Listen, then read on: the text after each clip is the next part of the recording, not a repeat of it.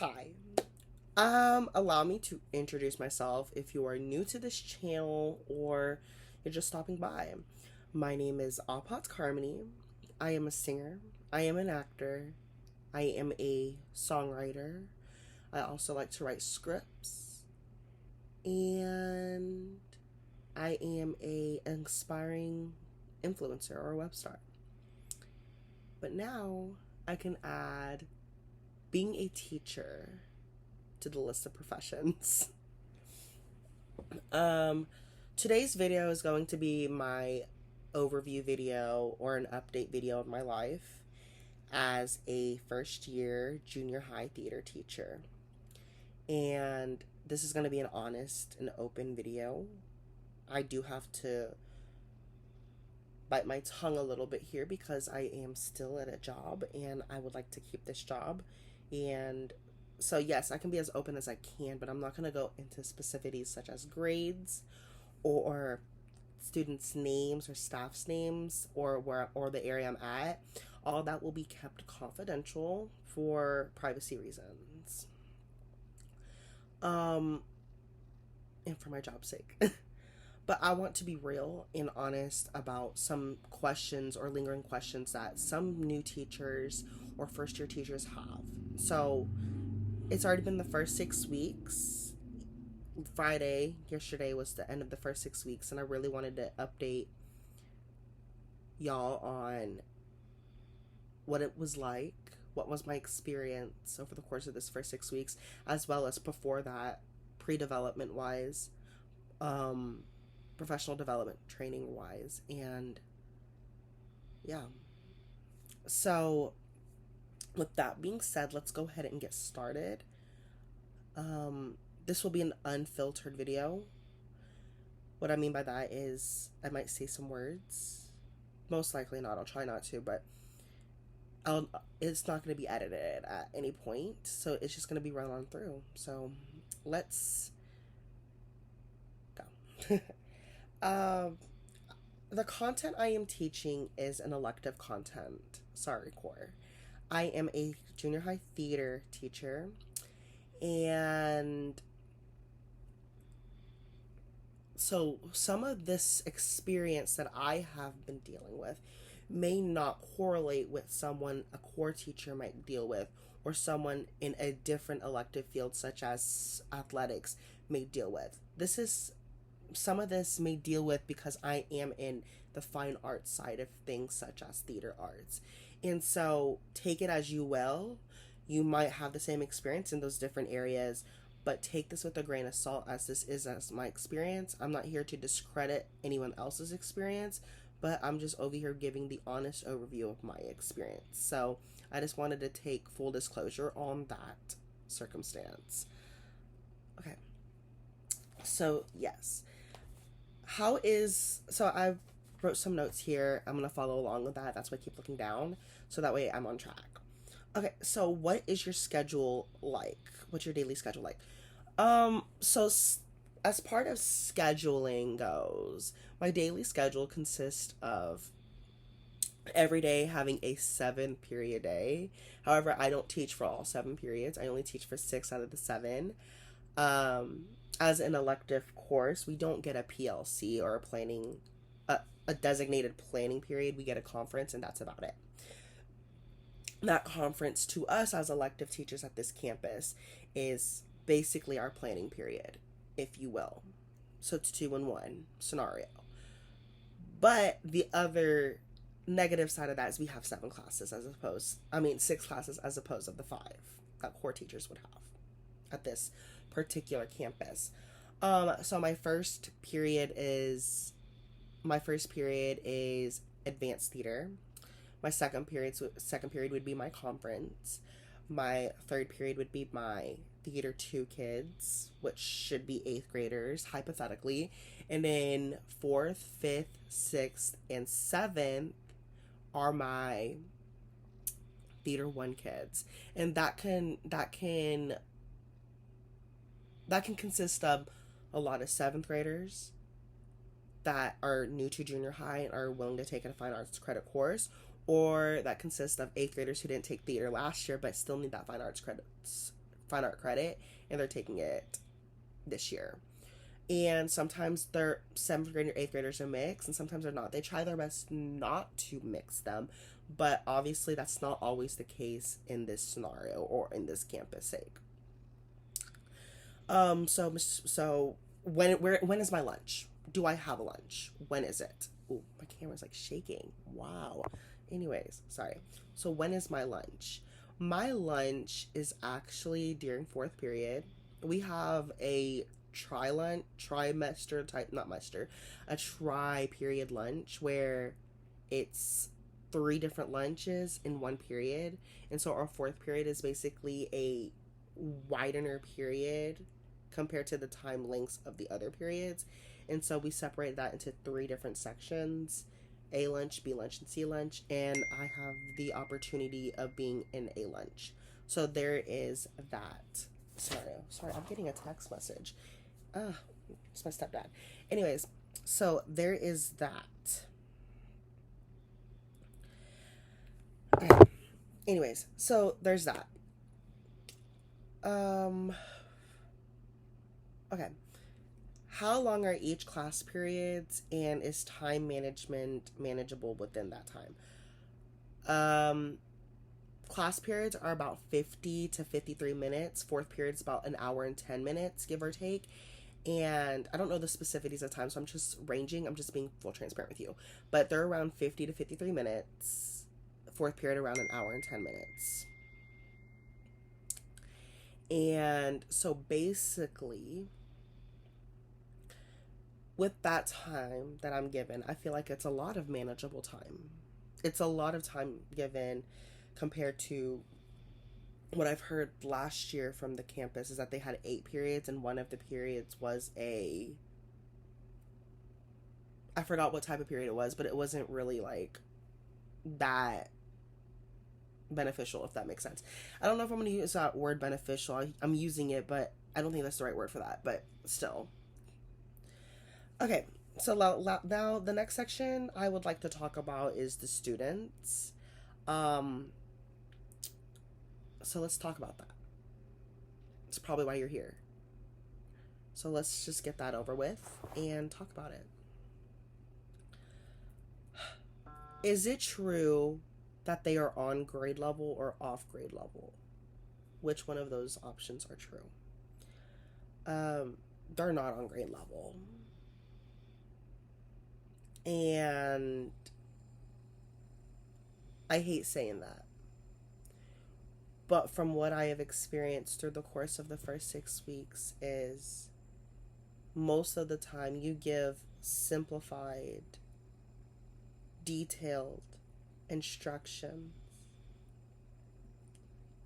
and 10 seconds later you'll ask them, hey, what were the instructions that I have specifically given you? And they will look at you and not know what to say. The sad thing is they truly forgot what you said. And it could be a multitude of things. It could be because they're not listening. That's one. It could be because they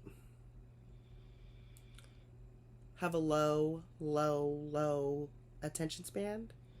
Or 3, they don't care. And then 4th, they're not on grade level to really understand or pick apart what you just said, even if it was in a simplified form of setting. In theater, we read play scripts, we read outlines, we read instructions, and we read historical theater and stuff like that. And the reading level among these junior high kids are not 7th and 8th grade. The reading level among these junior high kids are actually 4th. You're lucky if you have a 5th or a 6th grade reading level. Some of them, based on the top of my head, maybe 4 could be on 7th or 8th grade par, but other than that, it's just not there. And It's sad to say that, but it's the honest truth, and I'm not going to lie about that. They are morally defiant than ever. These students strive on being rebellious. I can't speak on other years. I've heard that last year was the hardest year for teachers. This year, I wouldn't say it's necessarily hard for me in the aspects of what I'm teaching, but it's hard in the fact that they are so rebellious, regardless of what classroom management strategy you have, or regardless of what you have in store when it comes to respect or engagement. They will cuss, they will talk about race, they will say slang terms that are inappropriate for school. And as a first year teacher, I've picked up on a lot of slang words already. And I try not to react on it because as a professional educator, I'm not going to. But they are more defiant. And it's just going to continue. And I guess when I was in junior high, did we have a level of defiancy? Of course. Every generation's going to do that. But our level of defiancy wasn't cussing or saying racial slurs or just talking bad about the teacher. Our level of defiancy was more of, well, complain but do it type mentality. And I guess maybe coming from a small town, that was the luxury of that. Not luxury, but the opportunities of those things where we were all respectful, everybody knew everybody type situation. Here is not the case. And once again, I'm not going to go into detail of where I'm at, for what school I'm at, or whatever, for privacy purposes. Once again, they have a don't care attitude. 9 times out of 10, they're going to come into class and not care what you say. They will not care what you say. They will say comments saying, this class sucks, this class is boring, I wish I was out of this class, I'm going to get a schedule change. And as a person, you don't want that for a kid to not enjoy your class. And that's like my mentality. But at the end of the day, I've learned from the first 6 weeks that you have to have a don't care attitude either as well. And because they're not going to care about you or your supplies or your classroom or your content. They're only there because they want a grade so they can get past and go to the next level. That's just it. And me as a person, I wanted to be the comfort setting type of person because that's my personality. That wasn't going to work. For the students, should fine arts be a mandatory credit? Yes, I think every student should have at least one fine arts credit. Not one per year, but one per the whole course of their junior high. So whether that's band, art, orchestra, choir, theater, dance, what else could be? Film studies. I'm just naming stuff on the top of my head. I'm not naming stuff that are specific to this campus because we don't offer all that. We offer basically the basics such as orchestra, choir, art, and theater. And I think those are the main 4. Oh, and band. Sorry. Main 5. But we don't offer dance. We don't offer culinary. That's not even fine arts, but still. We don't offer all these other extra stuff that could be offered. And on my campus, I'm also by myself as the theater teacher, which is a lot. I'm not gonna lie, it's a lot. I wish I had someone else there with me. Not someone from band helping me, not someone from art helping me, someone specific to theater there helping me on campus at all times. That way I have a co-teacher to collaborate and confide in, and we can both content manage together. And that has been a personal complaint of mine, and I don't see that changing anytime soon, despite where the campus is going, and we'll talk about that in a second. Is theater for these groups of students? I've learned from the first 6 weeks, I wanted to keep an open mind. I, just like every other person that's ambitious, wanted to change the world. I wanted to turn the school upside down and really like be like, we're gonna do theater. I'm gonna change these kids' minds and really like inspire them to do theater and love it, and really like we're gonna make something good out of this year. Yeah, that mentality changed at week 3. I'm gonna say week 3 before progress reports came out. That mentality quickly changed. My computer is shaking. I'm using my MacBook to record by BT dubs, by the way. That quickly changed. And yeah.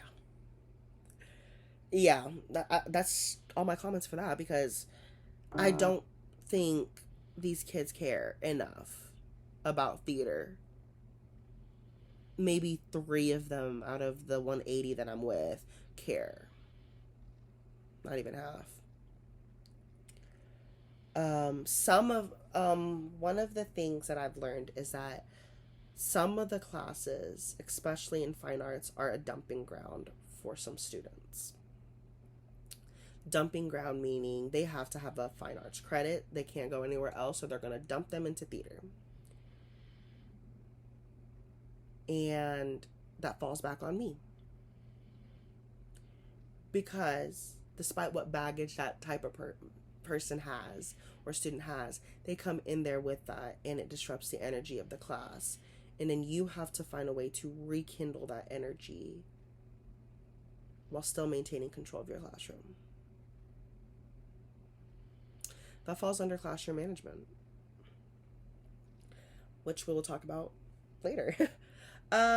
First year teacher resources. What are they available? Were they available? And how helpful and beneficial were they to me as a theater teacher? I went through Texas Teachers of Tomorrow. That is the current area I'm in. So this is my intern year, if I'm being honest. And after my intern year, hopefully, I should get my standard certification.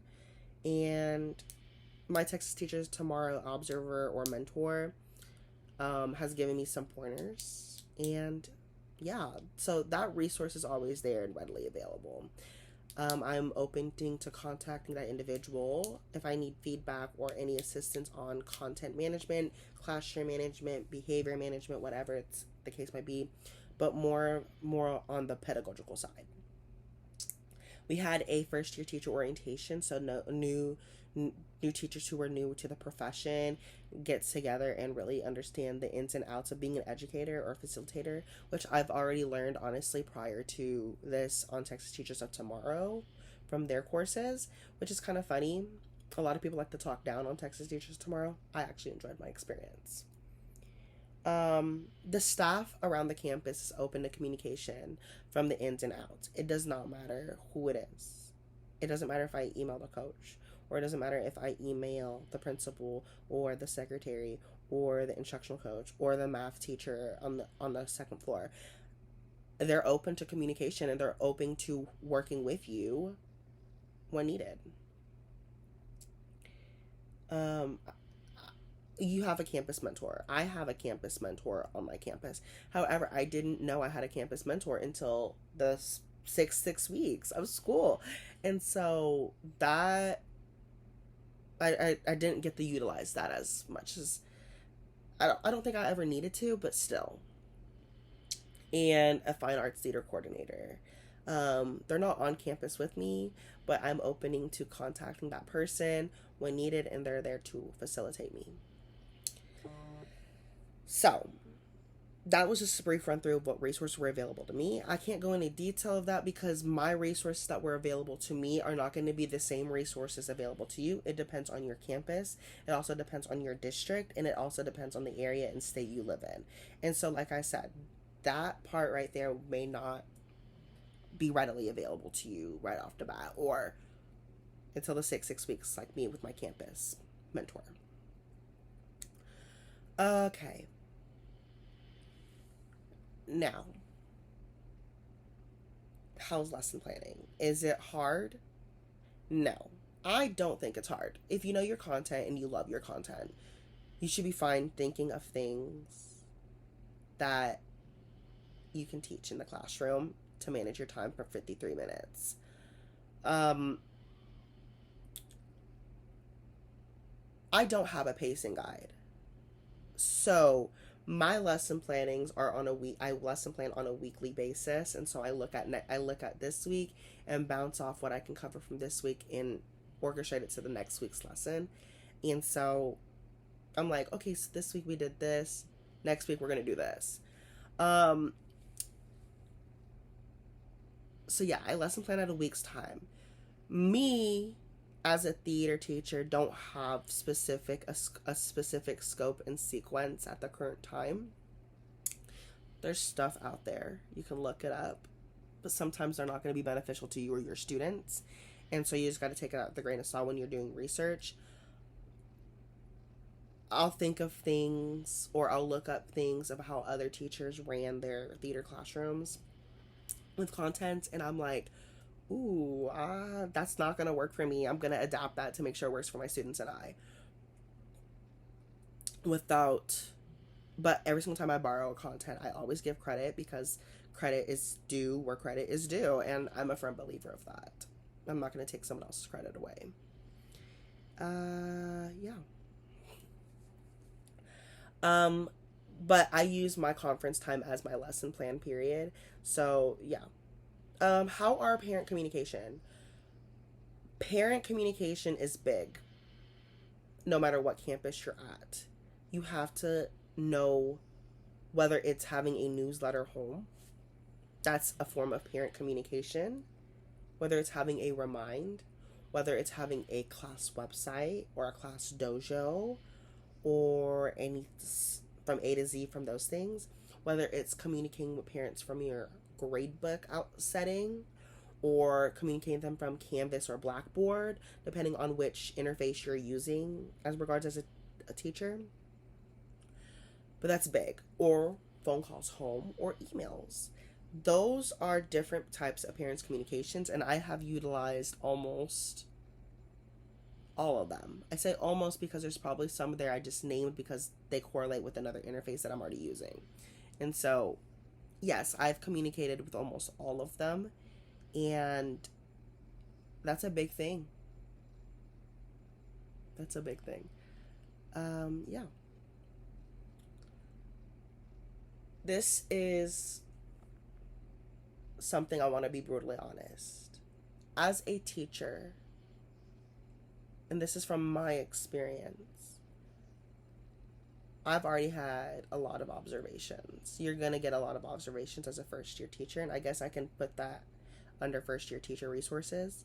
These observations are good, but they can be very redundant. I love feedback, and I love taking in feedback.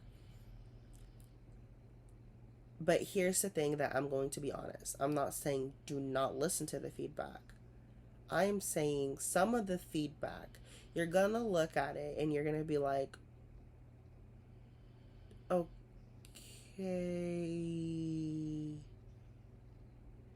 I get it, but why? And you just got to understand your classroom and your needs, as well as your students' classroom and your students' needs. And then you also got to balance that on top of your administration needs. And that can be a lot of balancing and a lot of structure, which can be a lot confusing. But what I have noticed is, as a teacher, a lot of the feedback that I have been given so far, most of the time, were helpful. Like, I was given the feedback that you need to update your bathroom policy, and I thought that was helpful. You need to continue what you're doing, which I'm going to continue what I'm doing. Um, and sometimes the feedback are just there to give you some feedback. It's not necessarily negative. Some of them are suggestions or highly suggestions that you can really take in and be like, oh, I can implement this somewhere. Or that does not fit for the content I'm in at the current moment, so we'll just save that for another day. It's those type of feedbacks that's confusing. The feedbacks that I'm talking about that really irks me, and this is just me being blunt, is the simple fact that they want you to change your personality without saying they want you to change your personality.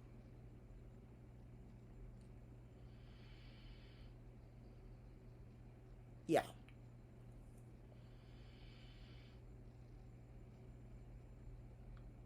Yeah. Um, I'm breathing hard right now because it's like, how do I want to word this? That's professionally efficient, but it makes sense. They put you in a mold. Being a teacher is being put in a mold, and they want you to fit this archetype that a teacher needs to fit in. And that to me is frustrating as I have a specific personality. I'm very flamboyant, I'm very positive, and I'm very nice and kind and sweet. Yes, you have to be stern and you have to be tough on the students, but you also don't want to be too tough to the experience where the students don't want to be in your room and they're afraid to come in. And I think, well, some of the feedback that I have given was that I'm too nice. I get that. I get that. But when you return the question and say, okay, so how can I mitigate me being nice? Um, I would suggest watching this video. But I'm asking you, like, me, I can watch a video. That's not the issue. But my issue is you're giving me a feedback that I want to be open to receiving. But then when I ask you a questions to reiterate that feedback so I can implement that in my own way, form, or fashion, you just tell me to watch a video. And it's not coming from you as an authentic point of view. Like, okay, here's some suggestions on how you should do this from A to Z. Yes, I am a nice person. Absolutely. And I will own up to that. And that is my personality. But when you're asking me to just, you're too nice, you need to stop doing that. You need to do this. And I'm over here like, that's my personality. I can hold back on the niceness, but asking me not to be nice at all is kind of very overbearing.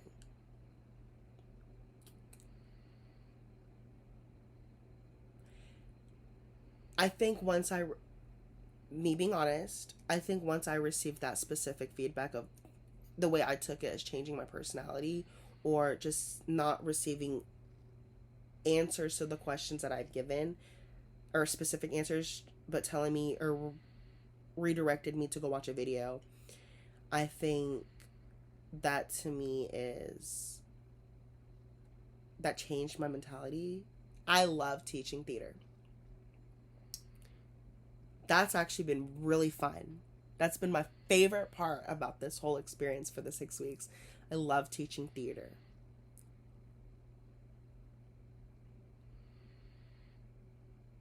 But what ruined it was I can't teach it the way I want to teach it. And I think that's what the frustrating part is. Like the routines I have set up were great. That's been highly praised. The content that I'm teaching is great. That's been highly praised.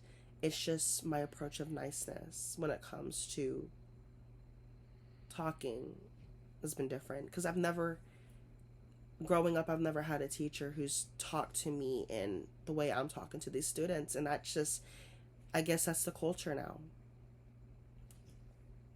But yeah, I'll update y'all. I'll try to post as often as I can.